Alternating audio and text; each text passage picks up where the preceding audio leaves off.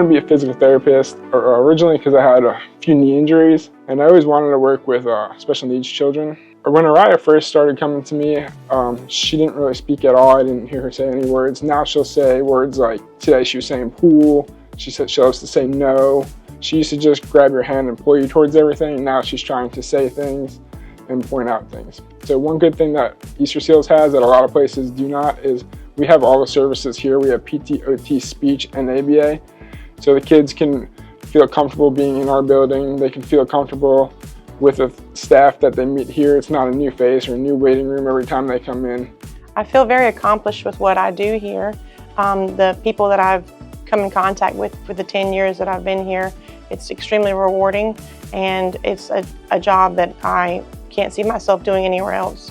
The benefits that I've seen by bringing my daughter to Easterseals, she's been jumping all the time. Her throwing, she takes her Hot Wheel cars and chucks them as far as she can. She's been throwing them off the stairs lately.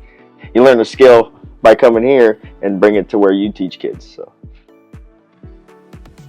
Gabriel's been coming to Edgar's farm for therapeutic riding since October of last year, so about 9 months now. And it's just helped him bond more with the horses, and particularly Bodie.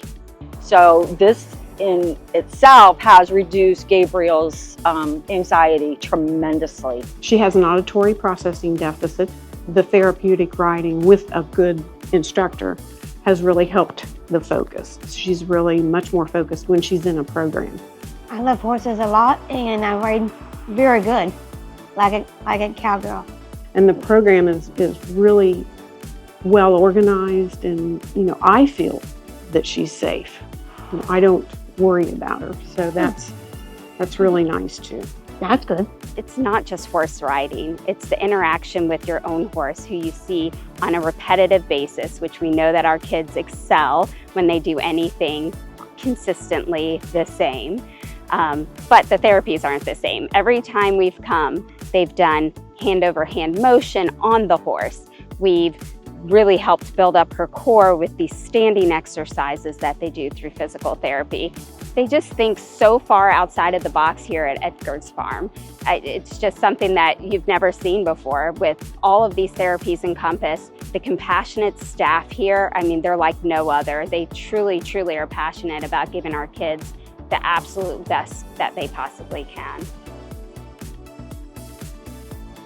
Between the ages of 1 and 4, drowning is the leading cause of death, especially here in the state of Florida. The thing that I work on the most is the floating. That's the Float for Life program, is so that they can save themselves. If a child falls in the water, we need them to roll to their back to make sure that they get their breath. What we like about Float for Life is that it takes a gentle and individualized approach to children. We focus on the strengths and weaknesses of the child. These skills take on a developmental approach. So we have developmental guidelines that we do from ages 2 and under, and then we have developmental guidelines that we do from ages 2 above. Keith has Angelman syndrome. He was diagnosed with that when he was just over 2 years old, and it causes him to have all sorts of special needs. He has motor imbalance issues, speech impairment, developmental delays, intellectual disabilities, and he's also prone to having seizures. He's come so far in the few months that he's been in this program. Just from what I saw today, just learning how to flip over and float is leaps and bounds from where he was when he started back in April.